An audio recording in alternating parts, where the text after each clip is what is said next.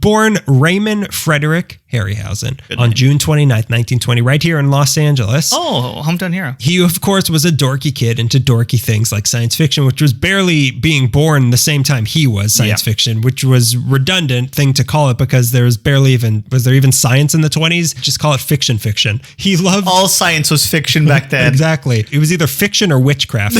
He loved this stuff and his parents were 100% in supporting him liking this. No wonder him and Forey, we left this stuff and our parents are totally on board with it. And we've had happy lives. Let's do it. Let's be best friends. Let's be the nicest people in show business together. They encouraged him and helped him out in his burgeoning obsession, probably in large part because his dad was an inventor. So it was in his genes to be into tinkering, eccentricity, dorkism. Rube Goldberg's all over the house. Emphasis on Rubes. At an early age, he was 5 when this came out. He was exposed to a movie that would set him on a path without him even really knowing it yet. This movie was The Lost World. Oh yeah, okay. Steven Spielberg's sequel to his hit E.T. The Sugarland Express. Based on the story by famed believer in fairies, Sir Arthur Conan Doyle, about some people that end up in a world of dinosaurs for some reason. It was the first feature-length movie to ever use the technique that would go on to define Little Ray's future life, stop-motion animation. That's when you have inanimate figures, usually some sort of clay, and you'd expose them one frame of film at a time. You said that wrong. Painstakingly expose them one frame at a time you're missing one over the word. Span of 10 years. Torturously. So it'd be one frame of film, move the thing almost imperceptibly, expose another frame, and repeat until you were able to play back the film and have it look like this clay dinosaur was moving all on its own. And you spent 40 hours on 15 seconds of footage. It broke people, So The Lost World was the movie upon whose shoulders Ray would eventually stand upon, but he was a little kid at the time, so it didn't really sink in. But then 8 years later, something hit him at just the right age, like a flashbulb in a giant monkey's eye. King Kong. That's right. His parents brought him to see King Kong at the Chinese theater, and as he put it, I haven't been the same since. Imagine going to it like, it's about some royalty in England. I don't know. I think, there's some king that has a pet. I don't know. I don't know. Let's just They go to New York. He could not believe what he was seeing on the movie screen. Few people could, unless they had actually lived through a violent rampage of a giant romantic ape. It was special effects as had never been seen before. Like me seeing Avatar for the first time. The first of many. The Last Airbender? Go ahead. He knew enough that Kong wasn't just a guy in a suit. He could tell it wasn't a puppet because of the way it moved, and he was pretty sure it wasn't a real ape. He just couldn't figure out how they did this. And that's when he was formally introduced to the process of stop motion animation, and that led to his unconditional devotion to movie animation. He said later in life, I find it all rather difficult to believe that in one afternoon, a film about a giant gorilla had the influence to alter the direction of my entire life. You and me both, Buster. Also, that could just be the tagline of King Kong. Said everyone in New York in the movie. The scenes that were cut at the end of news reporters interviewing everybody. That giant gorilla altered the course of my life. Imagine characters could write reviews of the movies they're in. Scary, but fun. Glad I'm alive. That monkey shouldn't have gone on the Empire State Building. 1 star. I don't agree with what they did to him, but he should have known better. He was asking for it. His parents being the supportive people they were, his dad built Ray a studio in their garage, and little Ray got to work tinkering with puppets and figures, and pretty soon he was making movies of his own in his parents' garage. He would film things with marionettes and attempted stop motion of his own on a 16 millimeter camera. His first complete thing he made was called The Cave Bear. And guess where he got the fur for the titular cave bear? Where? By cutting up his mom's fur coat. Oh my God. A bad boy.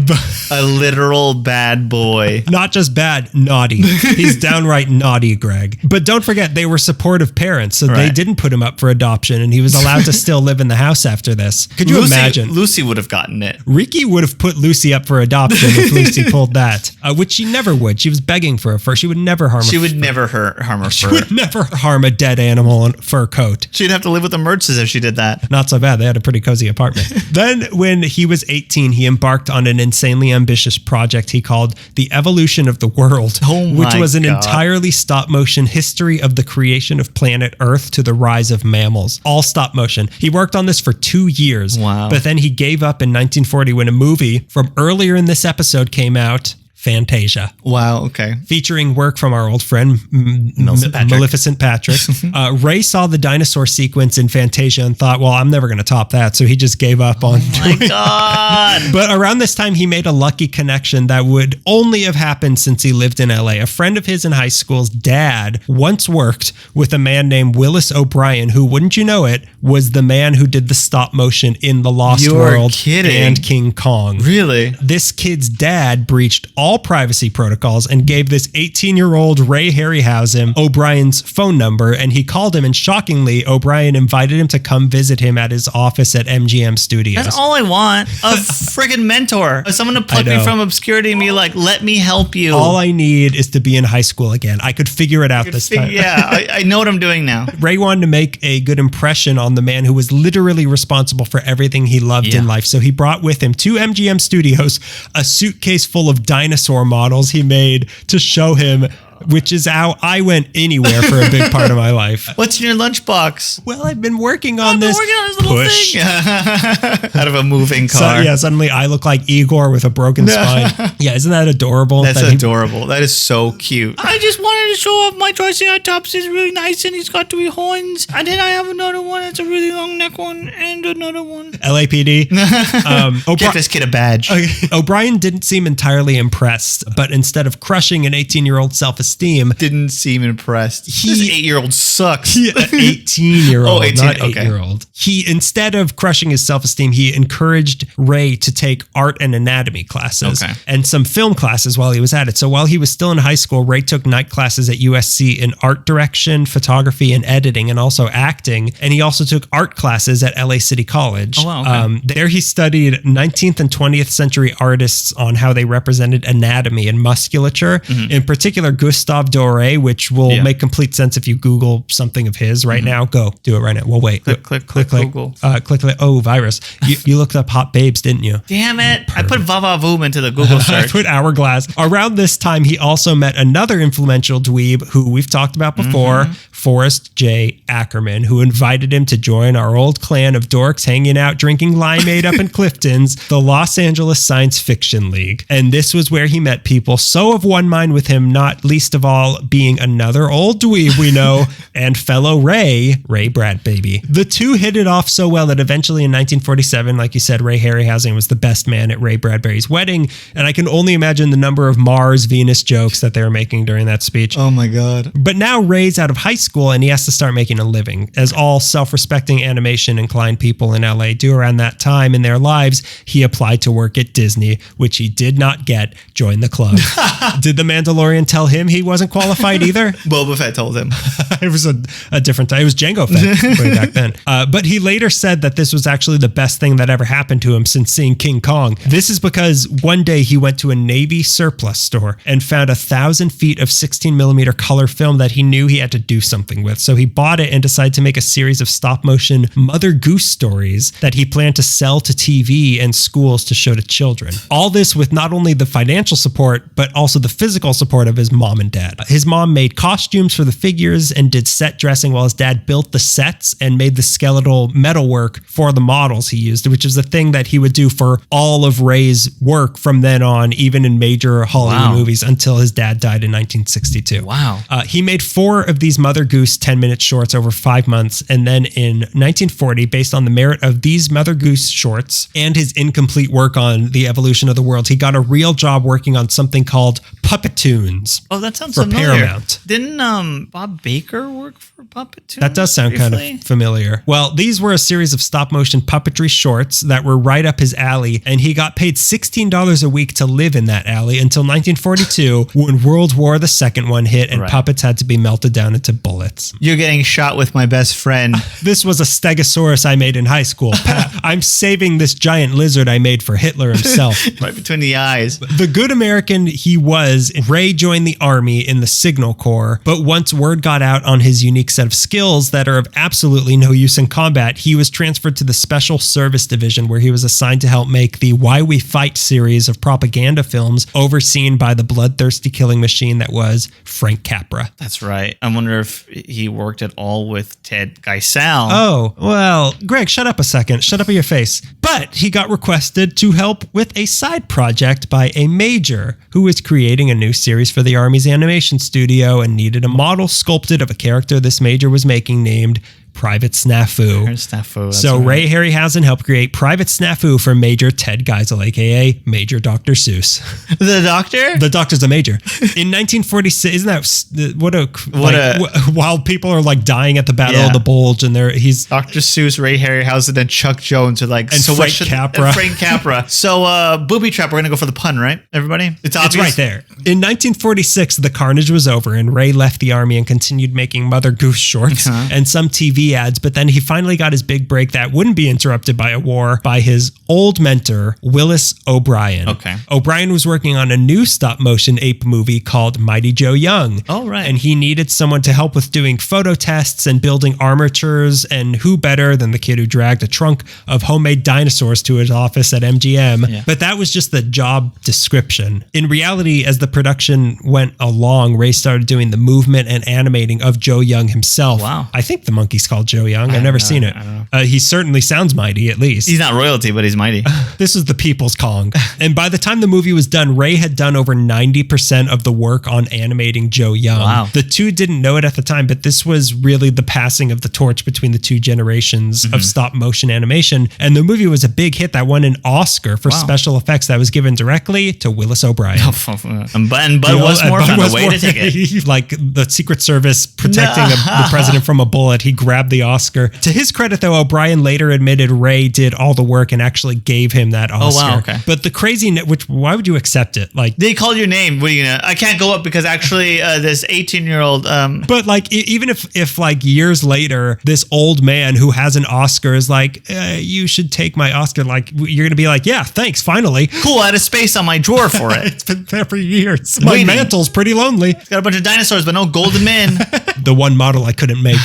But the crazy network of connections Ray had made over the years didn't stop giving here. He was still friends with one of the biggest names ever in sci-fi, though my feelings on him are well documented, even though we share a lot of parallels. Ray Bradbury, who had sold the rights to his story The Foghorn to Warner Brothers to be made into a movie called The Beast from 20,000 Fathoms. And Ray got Ray the job of being the animator for the movie. Oh, wow, okay. This was his first lead title on a feature film. Now, Ray wanted to make a good impression, and he had room to shine because the centerpiece of this movie is a dinosaur destroying New York City. Right. New York City. Ray was, of course, obsessed with making his stop motion look as realistic as possible, and to do that, he created a patented technique he called dynamation. Dynamation, or as it was also later known as Dynarama, Super Dynamation, and Dynamation 90, meant that instead of just plopping a clay dinosaur in the middle of a doll-sized model of New York, the miniature would have a rear screen projection behind it of real footage of the streets of New York City, but with a spot in it blocked out in the shape of the miniature, and then the stop motion miniature would go in that missing gap filmed in front of this screen. Right. So it looked like the dinosaur was actually walking through the streets of New York. Okay. Kind of like a green screen before green even existed. Right. There were live actors reacting to the part of the screen where the dinosaur was, and it worked. Like, people called this movie gasp inducing. And the British Board of Film Classification gave the movie an X rating because it was so realistic and because the dinosaur became a gigolo. This dinosaur just got here from Texas, and he's got some plans to make some money. All he has is a radio and he's hungry. Yeah, isn't that That's like absurd? It's so crazy to think of like King Kong and Frankenstein and this movie, and even like people running out of the theater when a train's coming at the screen of like. It's because it was ahead of schedule.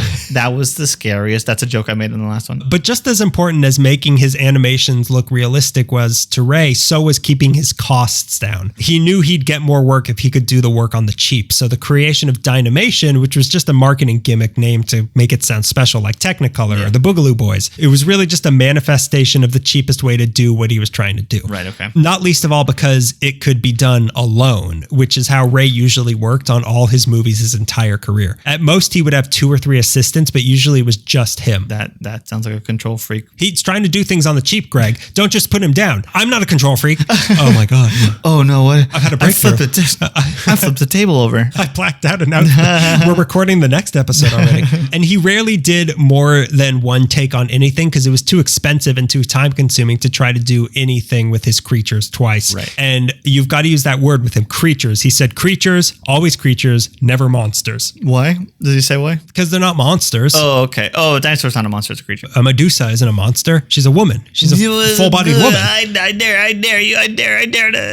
to disagree. Now, with his first solo work on a major movie released in 1953, Ray got connected with an up-and-coming producer at Columbia named Charles H. Schneer, who was into what Ray was doing, and the two hitched themselves to each other for the rest of both of their careers. Okay. With Schneer by his side, Ray did all the movies you know him from. It came from Beneath the Sea, where a giant octopus destroys the Golden Gate Bridge, that they only gave 6 tentacles rather than 8 because 8 was too expensive. I was going to say, as a joke, keep it on the cheap. He said something like, if things had gone a little differently, it would have been like a trictopus or something. He did Earth versus the Flying Saucers, where aliens destroy the Washington Monument long before Independence Day made it cool to do so.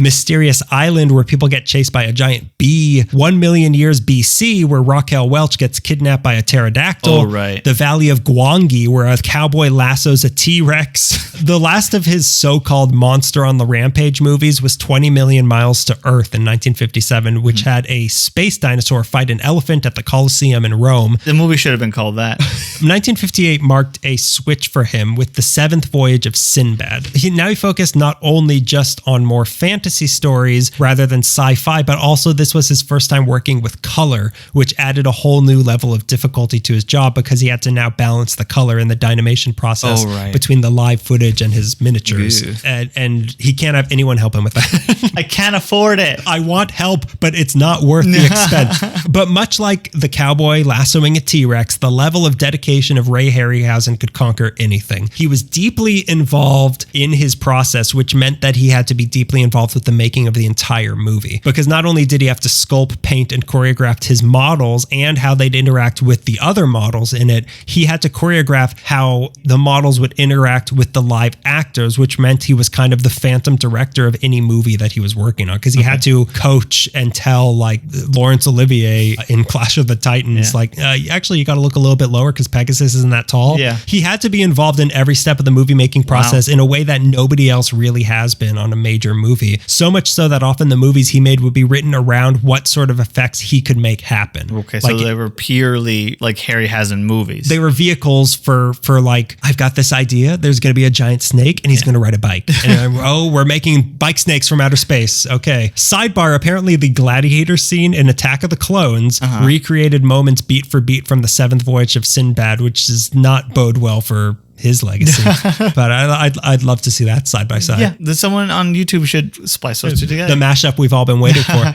The sequence he's probably best known for came in 1963's Jason and the Argonauts. Right. Oh, that's another good one. That movie has an incredible sequence with a Hydra, which would have been enough, but then he went and topped himself with the Skeleton Army. The scene features 7 stop-motion skeleton soldiers who burst out of the ground and then go on to fight Jason and 2 of his Argonauts, who are all they're humans. Jason and the Argonauts are humans. The skeletons are not humans. It only lasts maybe like 3 or 4 minutes, but each skeleton had 35 individual movements to make per frame. So it took him 4.5 months to film it, and it looks great. Yeah, great. Apparently he was so proud of them that he used to carry one of the skeletons around in his pocket all the time just because he loved it so much. Harryhausen at the airport must have been great. Yeah. Sorry everybody, the flight's delayed. Oh, that's just like when Jason lost his ship to get home. Anybody want to see a skeleton? It's not real. I'm not H.H. Holmes.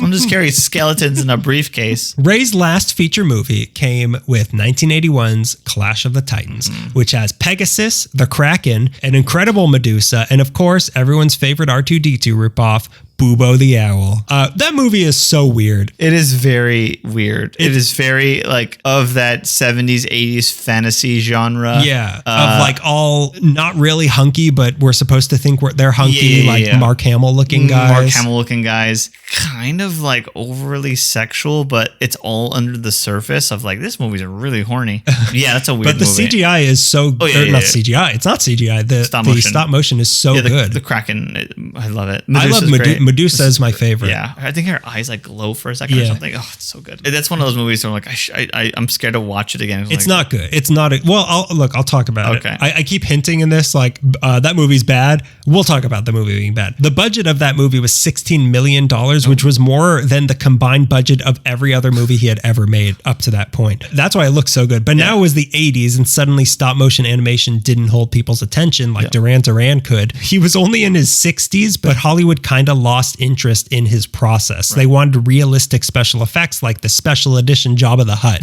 Also, movies were now all about space and the future, which he wasn't really into, which is kind of surprising. This was the beginning of CGI, which, while not always great, you can see the direct link between Ray's skeleton army and the Terminator at the end of the movie when it doesn't have the Schwarzenegger skin on.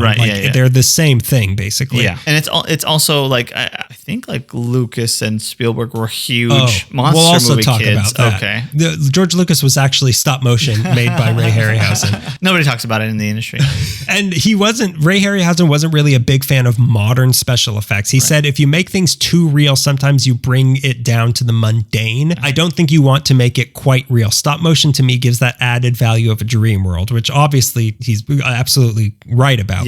You know, when you're watching Clash of the Titans, like, how'd they get this metal owl to fly around? Like, it's clearly fake, but it makes sense. He's right. And also in that the movement of stop motion things isn't always perfect or natural, and it gives it a weird dream, like I'm having a dream. Like the skeleton army. Yeah, they don't move perfectly, but the way they move, I don't want them to move perfectly. Exactly, I don't want them to. I want them to look like a weird dream I'm having. Yeah, because I fell asleep during that movie because snooze fest.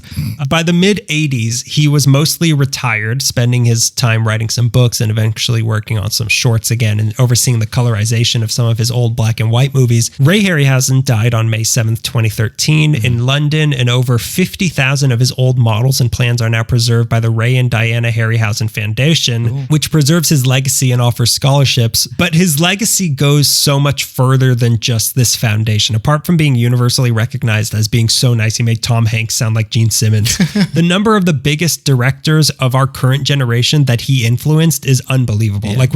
Now we can talk about it. Without Ray Harryhausen, there would be no George Lucas, no Steven Spielberg, no James Cameron, no Peter Jackson, no Guillermo del Toro, no Tim Burton, no Joe Dante. They all were inspired to do what they did because of Ray Harryhausen's work. It's compared, although in very different ways, of who has had a bigger influence on modern movies more, either Ray Harryhausen or Roger Corman. Right. Those two, like Roger Corman gave everyone work, but Ray Harryhausen inspired everybody who's making movies. And while, let's be honest, most of the movies Ray's stuff was in are not that great, his work outshines the movies that they were in. You watch it for those things. Exactly. Like I watched because I knew Ray Harryhausen. So I watched Clash of the Titans. I watched the one where the space monsters fight elephants in the Coliseum. They're not good. The movies themselves are quite clunky and not that great, but these scenes, these set pieces are so incredible to see. For the entire time, he was always just that wedgiable dork drinking limeade at Clifton's, telling Ray Bradbury how cool it was when King Kong fought the dinosaur for the 47th time. He said some people think... That's in the meeting of the minutes. Yeah. Harryhausen got up again. The two Rays won't stop talking about King Kong.